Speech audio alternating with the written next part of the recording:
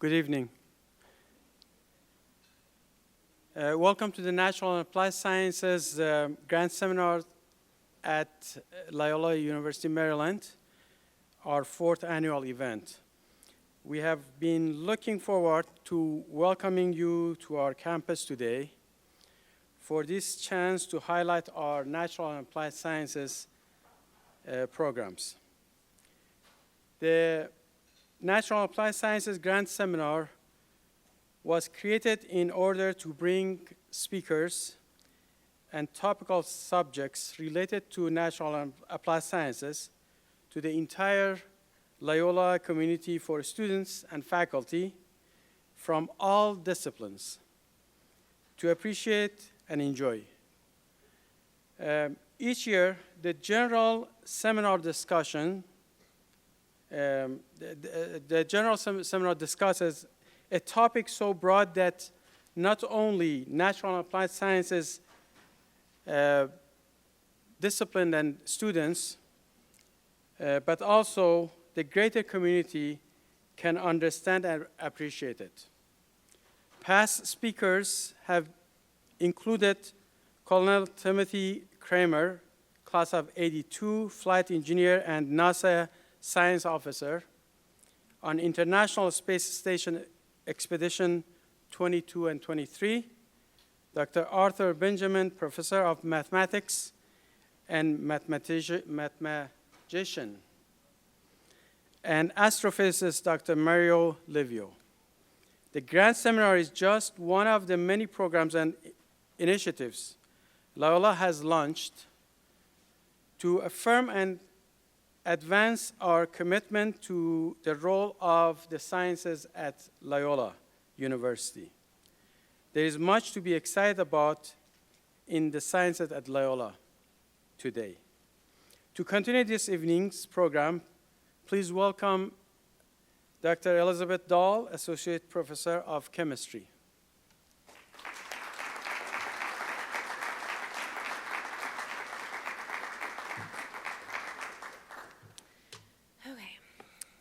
So for the last 349 months, the temperature of the Earth has been above the 20th century average.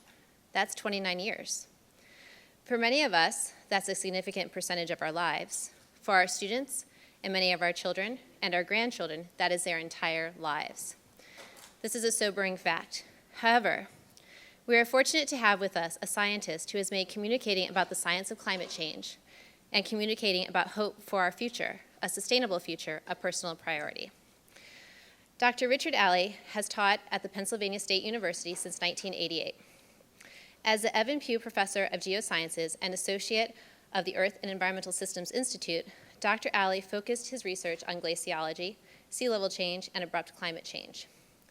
His work, however, takes him far from Penn State, including 3 field seasons in Antarctica, 8 in Greenland, and 3 in Alaska. And if you go onto YouTube, you can find him at lots of places with glaciers. Dr. Alley teaches and conducts research on the climatic records, flow behavior, and sedimentary deposits of large ice sheets to aid in prediction of future changes in climate and sea level. That research has led him to serve as an expert on earth sciences in major media outlets, including NPR, BBC, and PBS. More notably, in 2007, he was one of the authors of the UN Intergovernmental Panel on Climate Change, who shared the 2007 Nobel Peace Prize with Al Gore. Dr. Alley is widely credited with showing that the Earth has experienced abrupt climate change in the past and likely will again. He has a Ph.D. from the University of Wisconsin-Madison and a Master of Science and Bachelor of Science degrees from the Ohio State University, all in geology. He has published nearly 250 refereed papers, and his account of climate change and ice cores, The 2-Mile Time Machine, which was one of my textbooks when I took paleoclimatology, was named Science Book of the Year by Phi Beta Kappa in 2001. Among his honors, which are too numerous to share, Dr. Alley was elected to the National Academy of Sciences in 2008. He was awarded the prestigious Tyler Prize for Environmental Achievement, received a Heinz Award for being a leader in climate and polar ice studies, was given the Revelle Medal of the American Geophysical Union, which is one of their highest honors, and was named one of the inaugural 5 recipients of the U.S. News and World Report Science, Technology, Engineering, and Mathematics Leadership Hall of Fame Awards. During his career, he has provided advice to numerous government officials and multiple administrations. But he remains dedicated to educating and truly engaging Penn State students, and he recently actually taught a MOOC that was open to the public, which maybe he'll do again if you really like his talk today.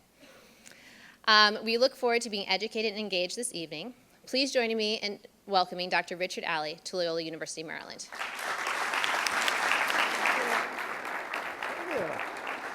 Oh, my goodness. Thank you. It is truly a pleasure to be here. I have had the distinct honor of talking to your students, many of you next door. And, you know, you can probably see it from the back. Strong truths well lived. It's very nice to be here. Father, thank you. Thank you. I'm going to take you on a tour here of something that is huge. And something that is ultimately optimistic. There it is right there. I'm going to get you an optimistic story. I'm going to tell you something that we love in the material world and why ultimately we have to move on to something better if we want to be better off. And I hope we'll get there. I'll show you a few penguin pictures just to keep it light. But at any rate, thanks for having me down. And it is indeed my pleasure. I want to start here, okay? We use a lot of fossil fuels, and we like that. And when I get done with telling you why our future is not fossil fueled if we want to be better off, I think we have to remember just how good they are and how many thanks we owe on the way to somewhere else. And I'm going to do this via a little story. I had a chance a few years ago. We got some Penn State students and we had a ball. So at any rate, we wanted to have an online class. You may know Penn State has 23 campuses. They're all over the Commonwealth of Pennsylvania. And as a consequence, some of them didn't have geology. And we said, let's get a class that'll reach everybody. Oh, how do we do that? Well, we'll get a dozen advanced students. We'll get our PBS affiliate to teach them how to do video. We'll take them to the bottom of the Grand Canyon. We'll take them, up to Bryce and Zion and what have you. They'll make film. We'll use the film. We'll make a class. We'll have a good time. So this is some of our students at the bottom of the Grand Canyon, and we hike down by moonlight. And this is filming down at the canyon. Why is the river clean rather than dirty? Because there's a dam on it. I don't know if it's possible to lower the lights just a little so they can see the pictures. Is it possible to lower the lights just a little? Thank you. Because these really are, it was a beautiful place. And this is the crew actually rafting down the Colorado River below the dam that provides some power but blocks the mud and makes things different. And then we went to Mesa Verde. Now this is a geology class. We are not doing people, and the people were far more fascinating. I hate to say that. Okay, thank you. And I'm going to tell you a story we learned there. Now, when I get a little later and I tell you CO2 is a greenhouse gas, if you want to argue about that, you should go have your head examined. Okay? When I tell you what we learned about people, recognize that there's no way I can give you as nuanced a view as I should, because people are never one thing. And any story that I pull out is going to oversimplify something which is a little more grand and a little more complicated. But I think I'm going to give you the essence of something that's correct that we learned there. So anybody been to Mesa Verde? Yeah, all right, it's an amazing place. So here we are down in one of these ruins on the side of the mesa. Here's a ladder, and here's some of the housing. And I want you to notice that thing up at the top. And I'm going to zoom in on it in the next picture a little bit. Here is, again, a ladder over on your left here. There's a person on the ladder for scale. And then that. We're pretty sure that that is where they stored the food towards the end. Now, you'll notice how inaccessible it is. It's up there on this overhang. And a likely reason most of you are students, you don't have this problem yet, but if you're maybe have been eating just a shade more than you should and you really don't want to finish the package of Oreos and you're going to put it on the top shelf where it's hard to reach, okay? Except that's not the dessert, that's the dinner. And it's on the top shelf where you can't reach it. Okay, now, if you look behind those ruins, there are geologic reasons why there are caves there, and those geologic reasons make little seeps of water that come out in the back. And if you get the ranger to take you on the tour that goes behind there, where the water seeps, and you look at your feet, what do you see? They carved holes in the rock to catch a seep of water. Now, if you look at that water, that is not quite as good as what we were getting next door here. But if that's all the water in the world, it's mighty good.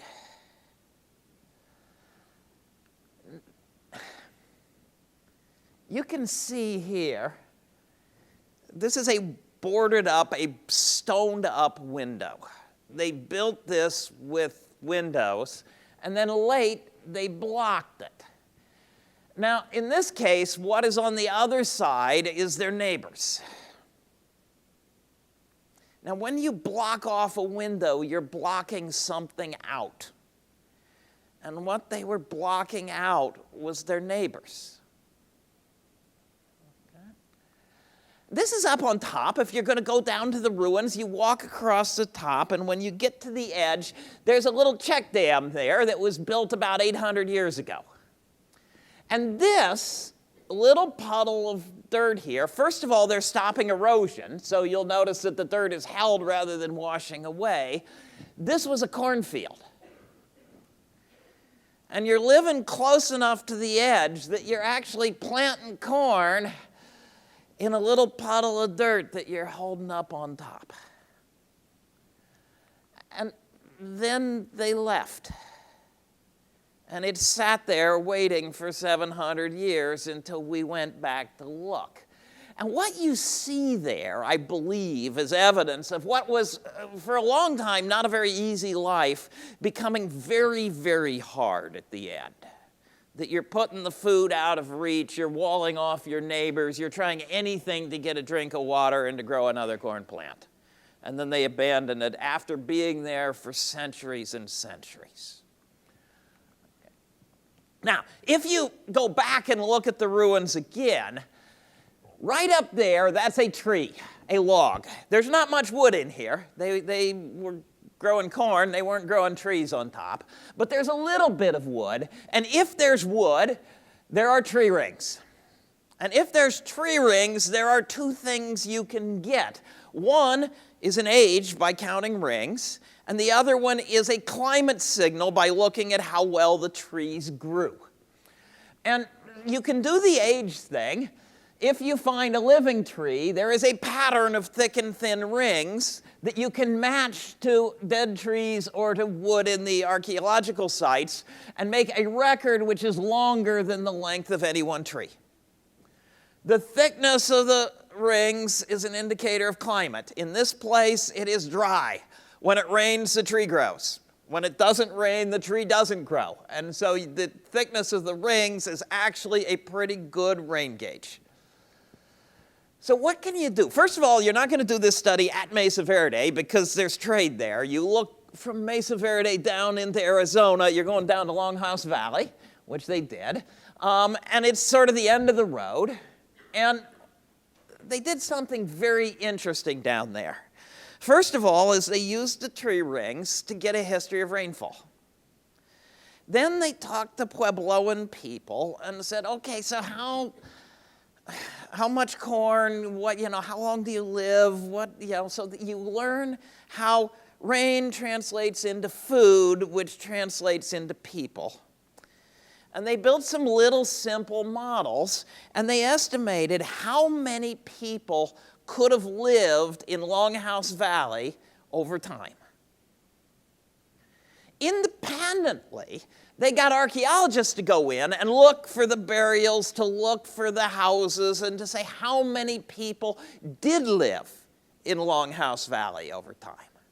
So two independent things. How many people could live? How many people did live?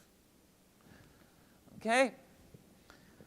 Year 800 on your left, the year 1300 on your right.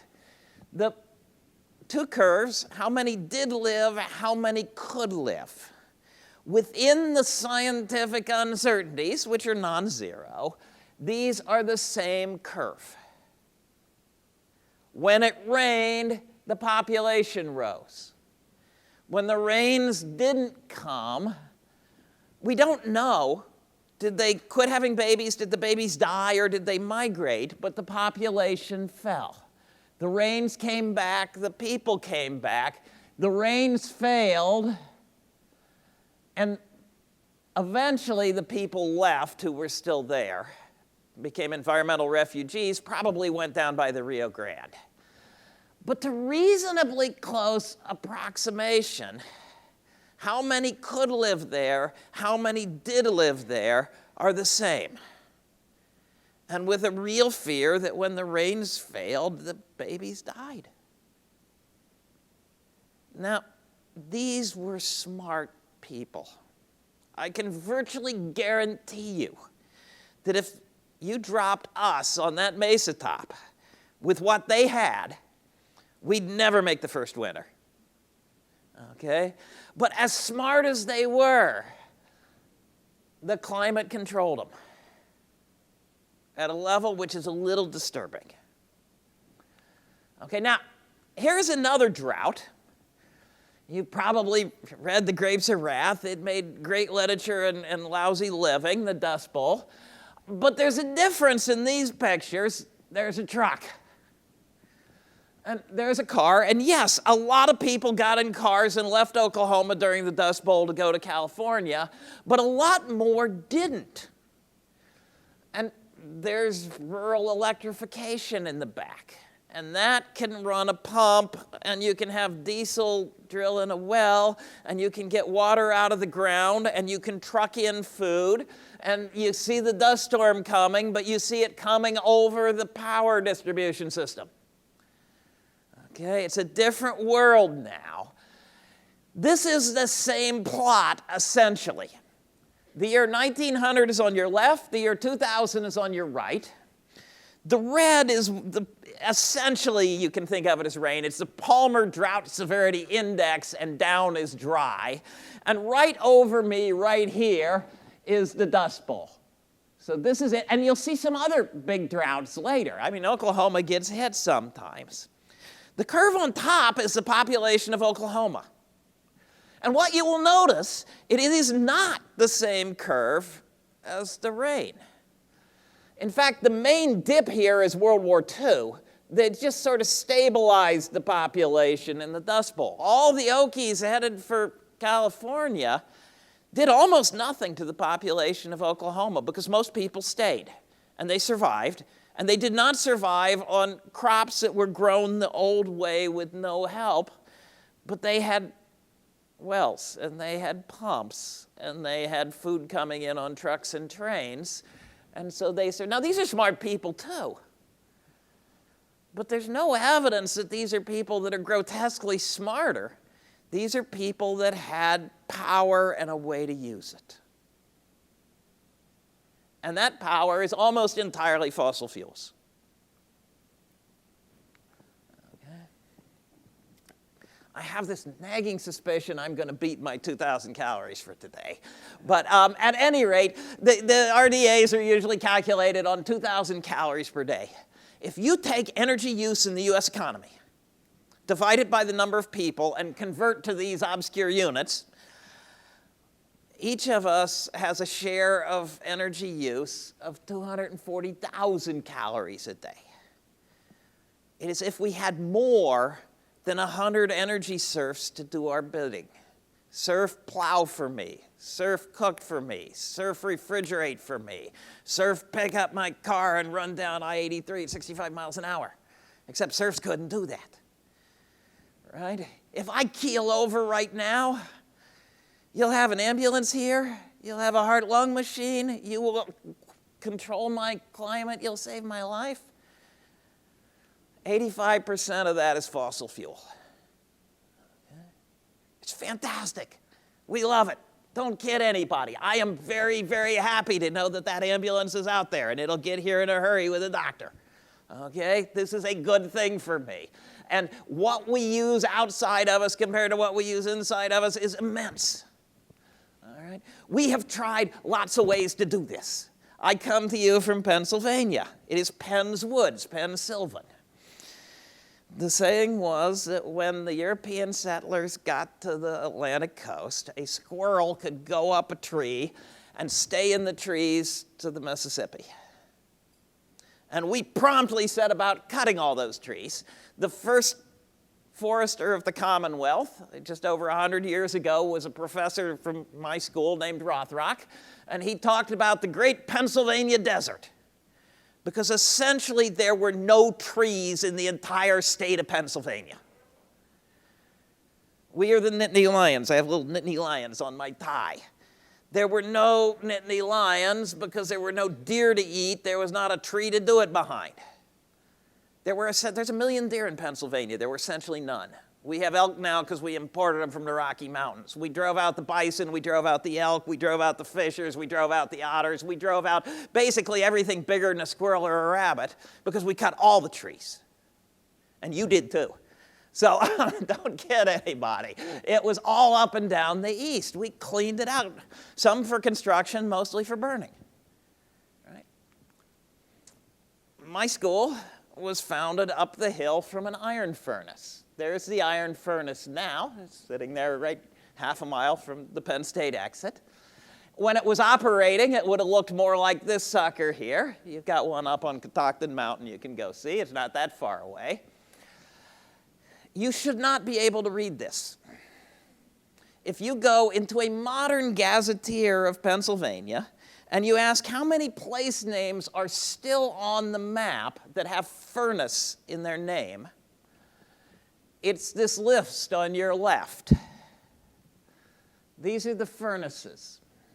Now, a furnace was charcoal-fired. It turned red dirt, limestone, and charcoal into pig iron that was then forged at a forge like Valley Forge and turned into useful things.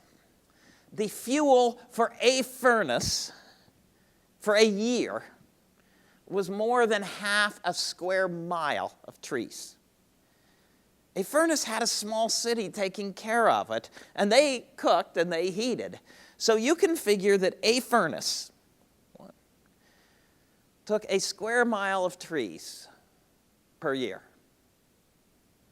And each one of these is a furnace, and there's lots more that aren't on there anymore. And the forge is another square mile of trees. The trees didn't make it. Okay? They don't grow nearly fast enough to supply a square mile of trees per year just to make iron. Right? Now this is a fascinating plot. 1800 is on your left, 1880 is on your right. This is the history of whale oil production from the Yankee fleet. If you have ever tried to read by firelight, it's a little bit difficult. If you were poor, you had a candle. It's not very bright, it's sort of hard to deal with. They used to use something called camphene for lamp fuel. It was cheap, it burned brightly, it was clean. It was a mixture of alcohol and turpentine, but it was really, really, really flammable. And if you root around in the old newspapers, these horrible stories. You know, the Methodist minister and his wife go out to visit the parishioners, and they leave the 3 daughters at home, and the daughters try to refill the lamp. And they blows up, and they burn themselves to death. The rich people burned whales, or more particularly whale oil. And so they sent sailors out from New England to scour the world ocean for whales. At the peak here, there were 10,000 sailors out of New England scouring the ocean for whales. And basically everything they could catch, they did.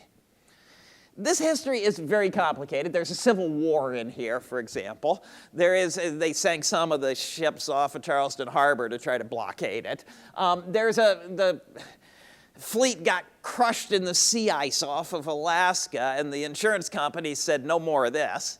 But what was the fleet doing in the sea ice off of Alaska? They couldn't find any whales that they could catch and cook closer. Above is the price. It got down to about $7 a gallon in modern money. When the peak was hit, it went up to $23 a gallon in modern money.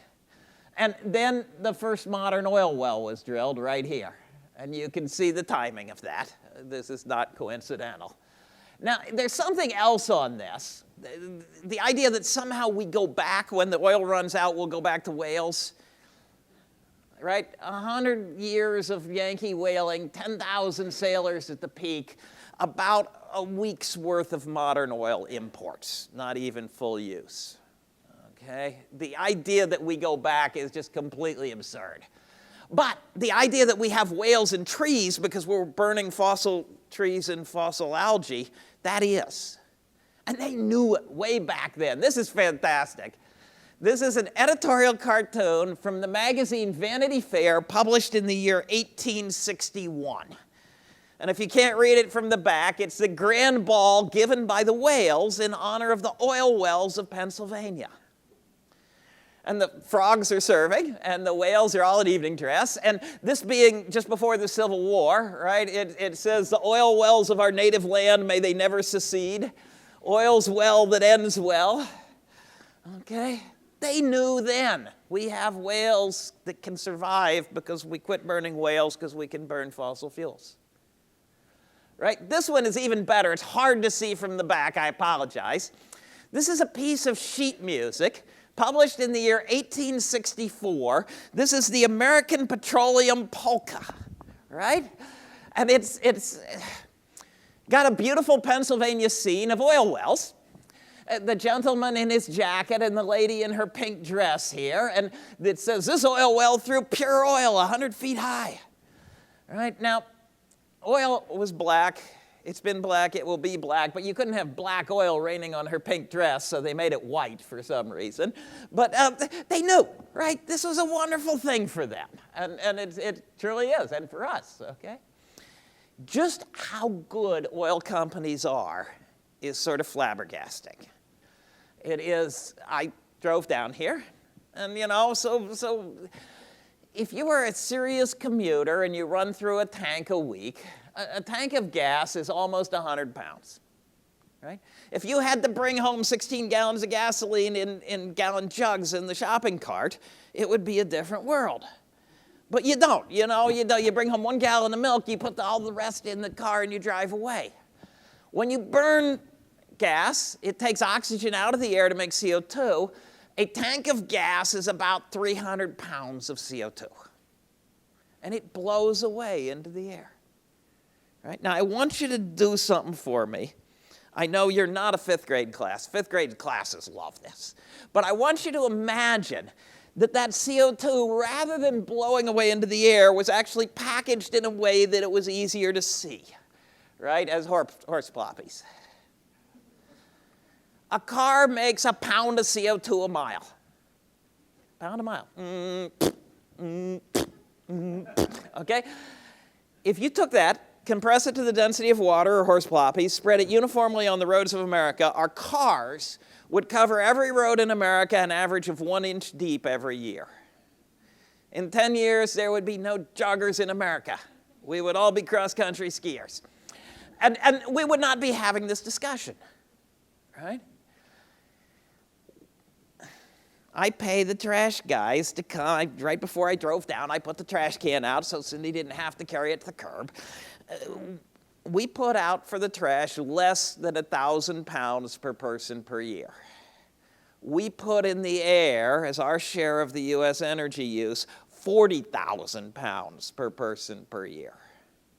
Less than 1,000 in trash cans, 40,000 in the air. Okay? It is the biggest thing we throw away. We just don't see it, right? So fossil fuels we're burning them about 1 million times faster than nature saved them for us. The first oil well, why did they drill the first oil well where they did? Oil leaked out of the ground. And someone said, wow, if oil is leaking out of the ground, maybe if I drill into the ground, there will be oil in it. Okay? You can't do that anymore because the easy stuff is gone. What's BP doing out in the Gulf in deep water? We're spending millions and millions and millions. The easy stuff is gone. Right? There's several of you who are gray enough to remember that there used to be a situation comedy on television about our energy system. Right? It was a story about a man named Jed, who was a poor mountaineer, and he barely kept his family fed, and one day he was shooting at some food, and up through the ground come a bubbling crude. Oil, that is. They could do that because it was close enough to memory that you could remember people finding oil in the backyard. There are little tiny droplets hidden in parks and places, but not much. The easy stuff's gone. The hard stuff is still out there, but eventually this has to end. It's great, but it has to end. Okay? So, fossil fuels are really nice to us. They allow us to dodge problems that have been horrible for people before us. But as I'm going to show you next, they make some problems worse. They will run out. We have exactly two choices. We can burn and then learn, or we can learn while we burn. And there's not a third one. Okay? So that's where we're going to go next, is why is it wise, if we want to be better off, to learn before we burn it all? All right, so here we go. We have known that the CO2 would change the climate for way over 100 years. The first calculation of how much CO2 for how much warming is more than 100 years old. The physics really got nailed by the Air Force right after World War II. They did not do global warming. They were doing things like heat-seeking missiles. Right after World War II, one of the many things we learned was that bombers can do really horrible things to cities. One of the jobs given to the Air Force was to make sure this didn't happen to our cities. One of the tools that they decided to use was any enemy bomber would have a hot exhaust. That hot exhaust makes heat radiation. You can see it. You can follow it and make sure that it doesn't get over your city to drop a load. And that's what would do it. But then they said, well, there's a problem. If I put the wrong sensor on my heat-seeking missile, I can't see the enemy bomber because CO2 blocks the view, because it soaks up that energy. And they paid physicists good money to figure this out. This is something that is very well understood. This on the right is a satellite image. This is looking down from space. And the sun heats the Earth, and then the Earth sends heat radiation back from space in the same way that an enemy bomber makes heat that you could follow with a heat-seeking missile. If you were out this afternoon, you know that there was more heat going up from the sun-warmed Earth than coming down from enemy bombers. Okay? And so this is the Earth cooling off, measured from satellite, and this is CO2 blocking some of it. And if there were more CO2, more would be blocked. There's blockage, more can be blocked. People will say, why do you believe in global warming? No, we don't believe in global warming, believe in physics. 40,000 pounds of CO2 per person per year. CO2 is blocking, it can block more. This is a belief in the same level that if I drop this, it will fall down. Okay, now be very clear. If I drop this at the moment that you turned on the electromagnet that you had embedded in the roof, it might go up. And if I drop this at the moment that the earthquake dropped the floor of this room, it might look like it went up. And if I dropped it at the moment that the tornado blew the roof off and sucked it out of my hand, it might go up. But what would you bet on? Okay? That's sort of the warming influence of CO2 is almost that confident. It really is physics. There's nothing to argue about. There's not another side. It is. It's physics. As physics, there's always a chance we've missed something. We always accept that anything done by the mind of man can be, or women or whoever, humans, can be improved on. We keep teaching because we know our students outdo us really fast. But this is, it is. Okay? All right. So fossil fuels burning is raising CO2. This has a warming influence. That's physics. Okay. Now, next thing, it is getting warmer. And it's going to snow tomorrow. So let's do this, right? Okay. First of all, though, it is getting warmer despite the fact that we have put up a lot of particles from our smokestacks to block the sun. It is getting warmer despite the fact that we have cut dark forest and replaced it with more reflective grasslands. It is getting warmer despite the fact that over the last 30 years the sun has dimmed a little as watched by satellites. Right? Nature and us are trying to cool it in other ways, and yet it's warming. The warming has a size, it has a pattern expected from our CO2 and other things. So, January, I had to drive down to DC to give a talk. It was ridiculously cold. This is the map from when that happened. It just happens that at the time I did that, we were in Pennsylvania and it was cold. I had a colleague in Antarctica. He was warmer than I was. The North Pole was warmer than Pennsylvania. Virtually every place in Alaska was warmer than Pennsylvania. Pennsylvania was ridiculously cold. We were having new records, but we were having new records in a world in which the southern hemisphere was above average, the Antarctic was above average, the world was above average, the tropics were above average, the northern hemisphere was above average, the Arctic was way the heck above average because the cold was down on us. We've only warmed at 1 degree. We still have record lows. But if you look at any big enough area and long enough time, the world is warming with very high confidence. Okay? These are 4 different data sets. One from England, one couple from the US government, one from some private funding. You'll notice that it's warming. Okay? Now, you will meet all the people who say, no, global warming stopped in 1998. No, it didn't. Okay. And let me walk you through. First of all, here is a record from 1980 up to very recently. And you'll notice up there that some of the data sets had decided that they don't have a sensor out in the middle of the Arctic Ocean, so they'll just omit that. Now, it happens that what we do have for data, what we have from satellites, what we have from models, what we have from scattered data, is that that's the fastest warming place on the planet. And so if you ignore the Arctic, it is getting warmer. If you include the Arctic, it's getting warmer faster. Okay? So we have high scientific confidence. It is getting warmer. But I want to show you, I walked into a group of senators once. One of the senators said global warming stopped in 1998. I have spent essentially my entire professional career dealing with people who claim global warming stopped at some time. And I'll show you how it's done. Just make sure you don't get confused by this. Okay? So what I'm going to show here, 1957 is on the left. That's the year I was born. All right? Up to recent on the right. The red is the year-by-year temperature data for the globe from NASA Goddard Institute for Space Studies. The black is a regression line. That's my baby picture.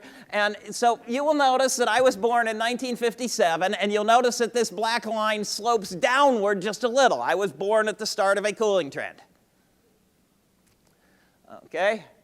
I married my dear wife, Cindy, in 1980. And we're still happily married, and you'll notice we got married at the start of a cooling trend. You know, we had to do something to stay warm, but I was getting cooler. We got the job at Penn State in 1988 at the start of a very slight cooling trend. We have 2 wonderful daughters, and so we did succeed in staying warm. And so we took them out west in 1997 at the start of a cooling trend. Okay? They actually named a glacier in Antarctica after me, and that was in 2002, and then it got colder after that. And, you know, our daughter Janet, she's now teaching middle school science out in suburban Seattle. Her sister is a grad student, but she went to Penn State at the start of a cooling trend. So you'll notice that there have been cooling trends my entire life, and it's getting warmer. Now recognize, you have elected representatives in Washington today that are saying that global warming stopped and we should ignore these liars about climate change because there's no warming going on, and they're doing that. Guaranteed, 100%, that we have people in Washington who are saying this is a cooling trend, there's no warming. Okay. I think we know better. But at any rate, you know. And so what's going on? Climate is a lot of things. It is sunspots that go up and down. It is volcanoes that block the sun or not. It is El Niños and La Niñas that slosh back and forth. So there's up and down and up and down and up and down, and CO2 that is up and up and up and up and up. And if you add up and down to up and up, you get one step backwards and two steps forward and one back and two forward. And then it's really easy. When there's a new record, you shut up for 1 year. And then the next year, you go right back to claiming that there's no warming. And this has been going on my entire professional career. And while it's been going on, it's been getting warmer. Okay? And it's not just temperature, right? It's temperature measured by thermometers. But if you threw away all the thermometers in cities and only use the ones in the country, they show warming. If you use thermometers in the ocean, they show warming. If you use thermometers in boreholes in the ground, they show warming. If you use thermometers taken up on radiosondes on balloons, they show warming. If you use thermometers looking down from space, they show warming. If you go ask the snow and ice, not East Antarctica at -50, but the snow and ice that care about temperature, we have had a reduction in seasonal snow cover, in temporarily frozen ground, in permanently frozen ground, which is no longer permanent, in river ice, in lake ice, in Arctic sea ice, in the edges of the mountain glaciers, in the edges of Greenland. These are the mountain glaciers. Yes, there was a little growth in Norway before they shrank, and yes, there are years that they have bounced up, but overall, you go to different places, there's shrinkage. Ask plants and animals where they live and when they do things, 90% of the significant changes are in the direction of warming. It is an interwoven tapestry of evidence. Cut one thread and the tapestry's still there. Okay. I'll show you one thread. This is my gratuitous penguin picture from just over a year ago down in South Georgia. Here's a bunch of penguins. Penguins don't sweat, so these guys are keeping their feet cool. And lots of them keeping their feet cool. And why? The glacier ended down there in 1980, now it ends up here. It's getting warmer. This is a chinstrap penguin. This is a Adelie penguin. And here's a couple of chin straps. And when Shackleton left his men on Elephant Island to go across to South Georgia to get help after he was crushed in the sea ice, a glacier was there. But it isn't now. Now, nobody cares, right? So it's getting warming. Why do we worry about warming? Well, here's a few things you might worry about. The top one is probably the big one. In the summer now, where we grow most of the world's corn, if you give it enough water, you give it enough fertilizer, you keep the bugs away, you keep the weeds away, it's got sun, it's tilled properly, it doesn't grow as well as it should because it's too hot in midsummer. And they can have heat stress too. By late in the century, if we don't change what we're doing, the projections are that for much of the world, the average summer will be hotter than the hottest summer we've ever seen. But most of our corn is already grown on the hot side of what it likes. And if what the hottest we've ever seen for a summer is going to be below average, heat stress on crops is a big deal. Yes, CO2 is a fertilizer. No, it doesn't beat that. Okay, sea level rise, virtually unavoidable. You don't have to get malaria, but you lose one line of defense. If you're trying to preserve unique ecosystems in national parks and now the climate changed and they have to migrate 1,000 miles, how do they get there? We don't know how many hurricanes, but there's more fuel, so the bigger ones can get bigger. Probably more floods and more droughts for good physical reasons, more variability in the water system. And so this is a way to look at this. Somebody will say, so what are you worried about? Well, you know, if you're worried about rare and endangered ecosystems, that's on the left. If you're worried about the whole economy, that's over on the right. So these are different things that might worry you. And then we're going to look at temperature in the past and the future and how worried based on the redness. So let me zoom in here. This is the temperature history, year 1900 over here, 2000, 2100. The warming so far is about 1 degree. We still have record lows. We have a lot more record highs, but sometimes a record would be set by 2 degrees and we've only warmed 1. And so we still do have record lows. And if you come across and ask, over all these impacts, where are we nervous? Yeah, if you're really worried about rare and endangered species, it's already getting hard on them because there's so much else kicking them. But if you're worried about the whole dad-blamed economy, it's not a big deal yet. So, you know, a little temperature change, winners and losers. But if we run into the future, these are various possible futures. We're tracking near the upper end so far. This only goes out to the year 2100. They're all still going up across 2100. If we don't change behavior, then you start seeing more warming, and you'll notice more red up there. Okay? As long as the change is small, as long as it's close to what we've experienced, as long as there's somebody else dealing with a similar climate that's moving to us that we can borrow from, the costs are not huge. When you get outside of anything on the planet today, when the change is big, the costs get big. Each degree costs more than the previous one. The first one didn't hurt, hit me again. Okay? That's not an economically optimal approach. Almost certainly, the costs are not complete. Most economic models put no value on a rare or endangered species, but some people do.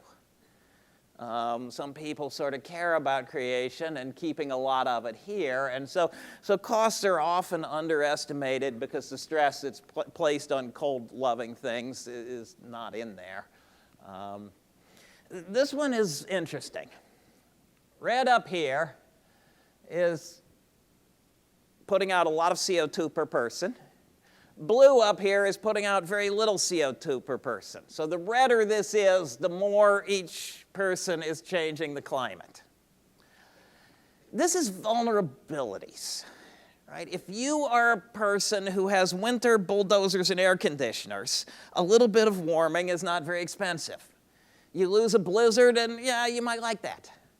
You got a bulldozer, you can make a wall against the sea. You got an air conditioner, you can work in the summer. A little warming doesn't hurt you. If you don't have winter bulldozers and air conditioners, making it hot is not a good thing. And so this is sort of a map of who has winter bulldozers and air conditioners and who doesn't. But red is vulnerable to climate change and blue is not. So remember, the first map, red is changing the climate. This map, red is hurting from the changing climate. Okay? If these two maps look different, and if you're sort of into the golden rule, there may be an issue here. And I'm doing this in front of Strong Truths Well Lived. Okay? This gets to some people. Okay? Other people look at different things. Admiral Locklear is in charge of the Pacific Fleet. He gets to keep an eye on North Korea.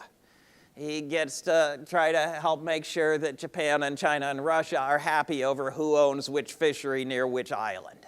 He was up in Boston a year ago at a national security conference, and they asked him what he was worried about, and he said, the warming planet. You remember those poor Puebloans, and when they had trouble, what did they do? They migrated away. They were environmental refugees. They went somewhere else, and they didn't cross a national border that had any bombs looking at it. He knows about a lot of national borders that have bombs associated with them. He said, people are surprised sometimes. Okay? Now, you could do this one. So what's the worst case? You know, so maybe it'll be better than that. It might. Don't kid anyone. It could be. This is real science. It has real uncertainties. But what's the worst case? The tropics are too hot to live outside. If you get locked in a car on a hot summer day in Baltimore and you don't have an air conditioner, but you're locked in the car, you either will get out or you will die. There's nowhere on earth that has to happen outside in the modern world. It is possible in a burn-it-all future that out into the next century somewhere we might get there. So if you want a really horrible vision of the worst thing that could happen, you go outside in the tropics, you die. Not a prediction. We may miss that, but okay. Now, suppose that we decide to do something. If I take that energy use in calories per day and turn it into watts and multiply by the human population, it's 15 terawatts. It's about 16 now. But look at the sun. Look at humans. Okay? If we put a modern solar farm on an area of a sunny place that big, that is well more energy than humanity uses. There's a lot of growth left in that. Okay? Now, clearly, you don't have to put it there, but if we covered that much of an area in sunny places with a modern solar farm, there's a lot of growth room in that.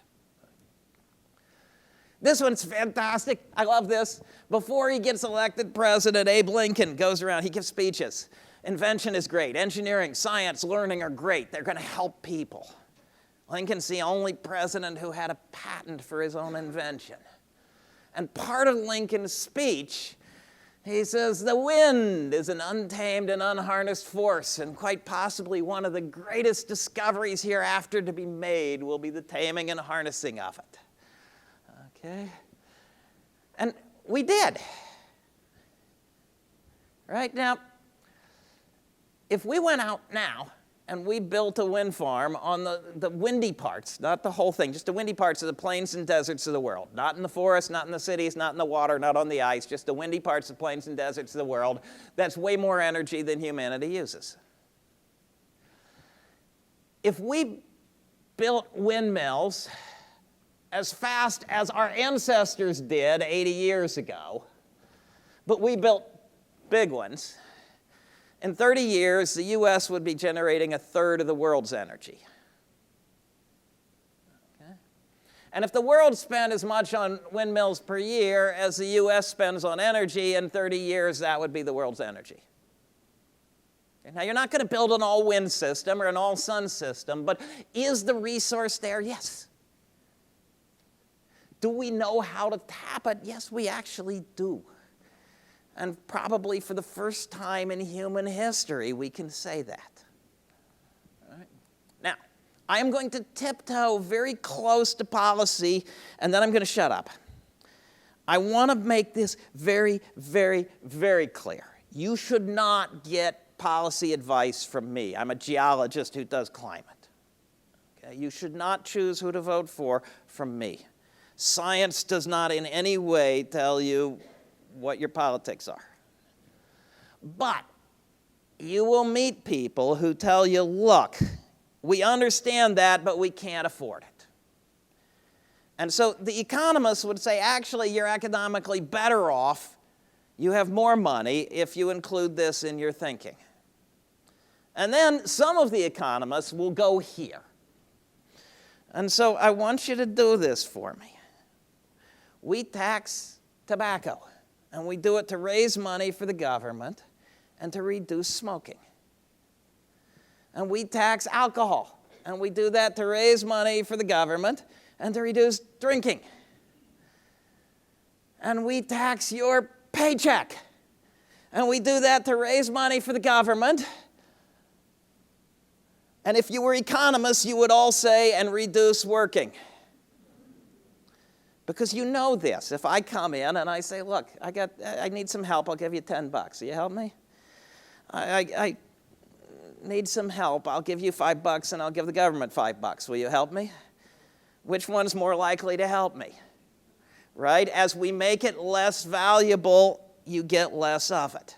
And so at some point the economist said, suppose that we decided to tax carbon to raise money for the government and to reduce climate change.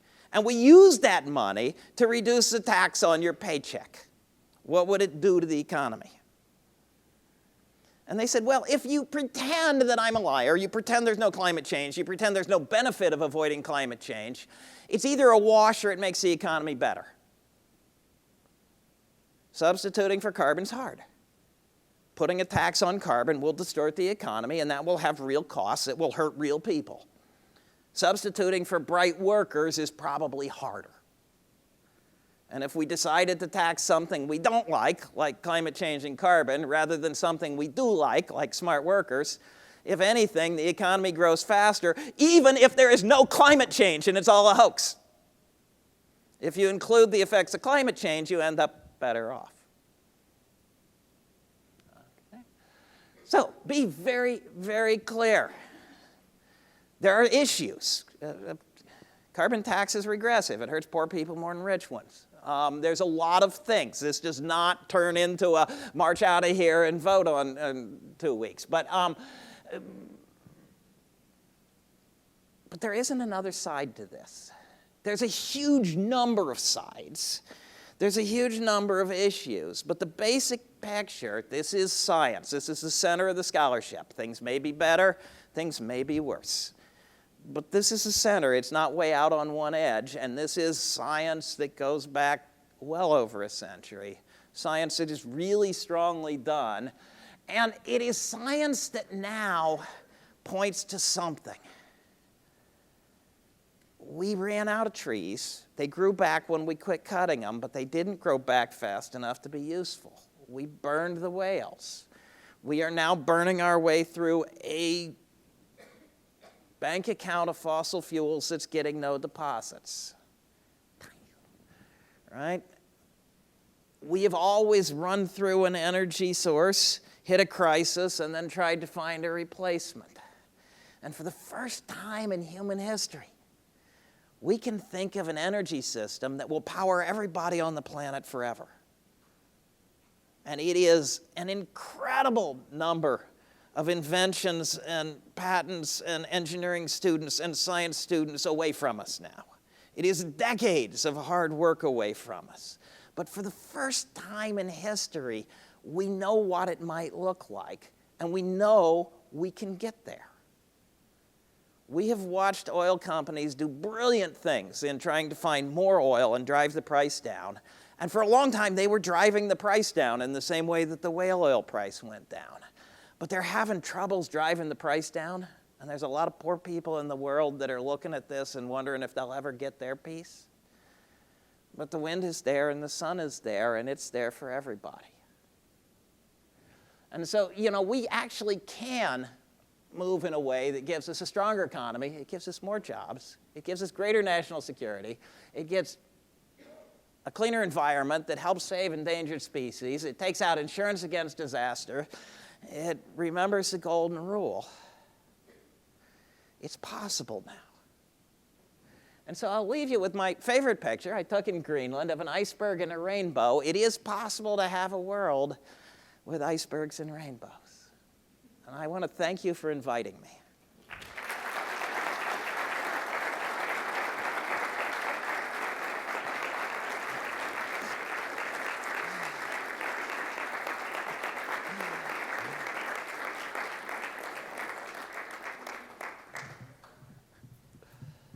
Okay, so I think we're going to have a chance for some questions, and we would very much like the questioners to get close to a mic so that everybody can hear you. So the mic has arrived.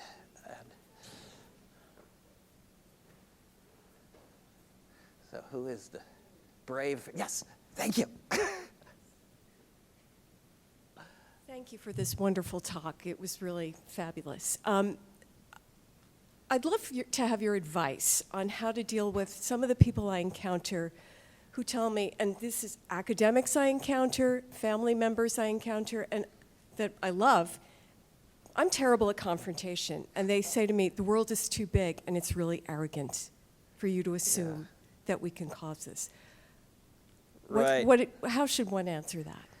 I suspect, I mean, the first thing is you can run them to some of our stuff. So I can get you a YouTube or two that shows things, but things such as the deforestation. I think we all know that we cut the east. And so I think one can start from there.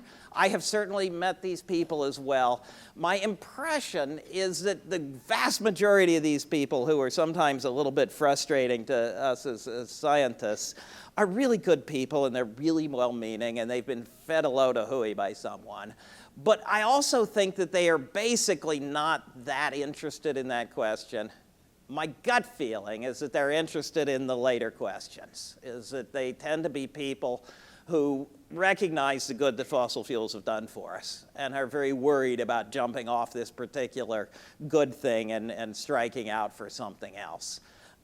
So I suspect that at some level, you remind them of the fact that there is Chinese pollution blowing into California, there is East Coast pollution blowing into Europe, and there is European pollution blowing into China. And we can see it. It's in the satellite pictures. No, this is real.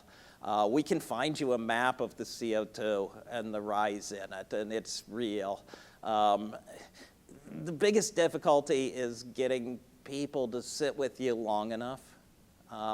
There is nothing in this that's hard, but there's a lot of steps. And so I suspect it's just stick with it. But eventually, I think that people really will get this when they start to realize that they're better off if they get this, that they're better off with the golden rule if they get this, they're better off with national security if they get this, that this is science that we can use. Would you include nuclear in your vision of the future? Would I include nuclear? I used to have a nuclear slide in here. I took it out. This one is the hardest question. So we ran this massive open online course. We had 45,000 students. We carefully watched all the discussion forums, tried to chime in when things happened, and some reasonable fraction of them turned into nuclear yelling matches. And you get discussions with yelling matches where somebody is just being a jerk. But these weren't. These were informed people who had studied, who really believed that they had gotten to the right answer, and they came down completely diametrically opposed on what that answer was. And they were people who said, look, we know nuclear works. It is out there making electricity. We know that the number of deaths from nuclear is tiny compared to the number from coal. If you switch from coal to nuclear, you're going to save lives with pretty high confidence. We know that we could make them even safer. And the other side says yes, and we know that the worst that can happen if a windmill breaks is you're standing under it and it falls on your head, but the worst that can happen with a nuke plant is the county is depopulated for the next 5,000 years or something. And so really, really good people with really cogent arguments come down on opposite sides of this, and the arguments are exactly the same ones that we had in high school. And they haven't changed a bit in my entire life. We're still having the same argument. So my feeling is if nuclear is going to be a big part of the thing, that we sort of have to hit rewind and try to play it in a different way and try to play it in a way that has all of the issues involved up front. And whether that means that we're reprocessing fuel so we don't have to dump it, whether it means what have you. But the sort of let's go ahead with that and we'll figure out where to dump it later leaves too many people on the wayside. So I think nuclear could be a part of the answer, but my gut feeling, right, there is at least some suggestion that some of the electric companies that have nuclear plants are putting out bad publicity about wind because they're really nervous about the competition. And that may be a statement about the future. But it's a tough one. I mean, it really, and like I say, that is the question that people, that you look at it and say, this is someone who is here in goodwill and this is somebody who has read about it, are completely opposed to each other. And I just don't think it can be a huge piece of the story when that's true.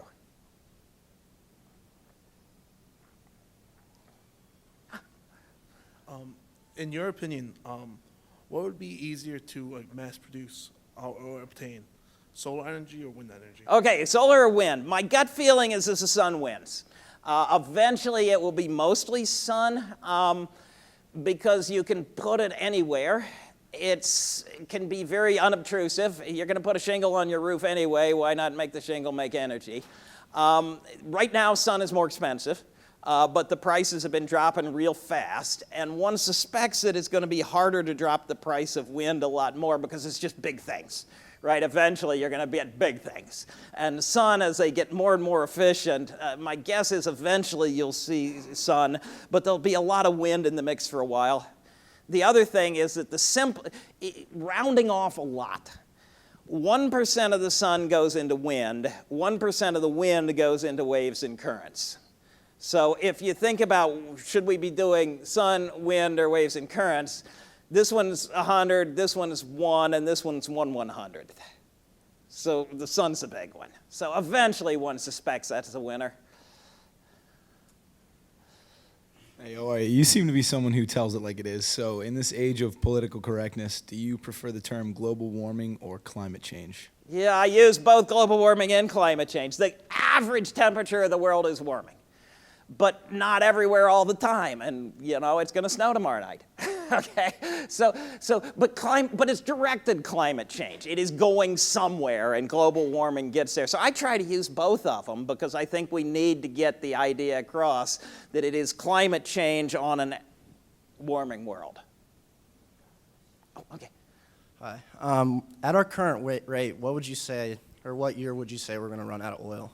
At our current rate, what year will we run out of oil? We'll do the economic thing, right? We never run out. It gets expensive enough that the alternatives are more favorable. And so what's going to happen is as the prices go up, you will see other things moving in. And the question really facing us is whether we promote that. Now, right now, and I apologize for taking just a moment, but there were 2 reports that came out recently, and I'll do this for you. On a scale of panic about climate change to do nothing about climate change, where are we? And these 2 reports, one was from the International Energy Agency of the OECD, and it said direct support for fossil fuels subsidies in the world is 6 times larger than direct support for renewables. So, and then the other one was, but there's also indirect support, like lower tax rates on fossil fuels and letting them change the climate without paying for it. And that one actually said that governments worldwide are spending 8.5% of their income on fossil fuel subsidies. So on the scale of panic about climate change to do nothing about climate change, we're over here, as in make it go faster. If these reports, now be very clear, one person's subsidy is another person's right. And so subsidies are not, again, it's not radiative transfer. But the basic picture that we probably have not gotten to neutral, and that would probably be a while to get here, right? Those windmills between the world wars were being hooked up to batteries to power farms. And the government said, we're going to help rural electrification. And that helped a lot of people. And it killed wind. And it helped a lot of people with coal-fired plants as well as with TVA dams. And so even if you went to a complete neutral right now, somebody might say, wait a minute, you're neutral now on a system that was, first of all, put in place with a lot of decisions, like running a wire from a coal plant to your farm and killing the wind company.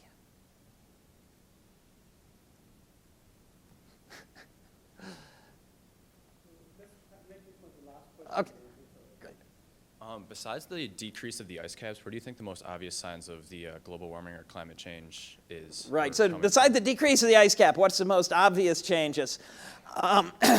Probably it's ice loss is the easiest to see because it's either here or it isn't. After that, a lot of it is plants. It's who's living where. After that, it gets into this hard world of we have made some things more likely and they're happening. All right, and this is a very hard thing that just drives us crazy. If you were if we were sitting down and playing a friendly game of Yahtzee or something, and I rolled 5 6s, and then I rolled 5 6s, and then I rolled 5 6s, and then you realized I had filed some corners off on the dice and I had put some weights in them, you might be raise your eyebrow at me, okay? And I could say, but it's possible it would have happened anyway, which is true. I could roll that. We are making some things more likely and they're happening. But when it comes to, did we cause Hurricane Sandy? No. Did we make it worse? Our physical understanding says yes, we know sea level is higher. Can we prove we made it worse? No. How do I tell that to a person? We are filing the corners off, we are weighting the dice, and then it comes up, did we do it? That's your problem as communicators. Thank you.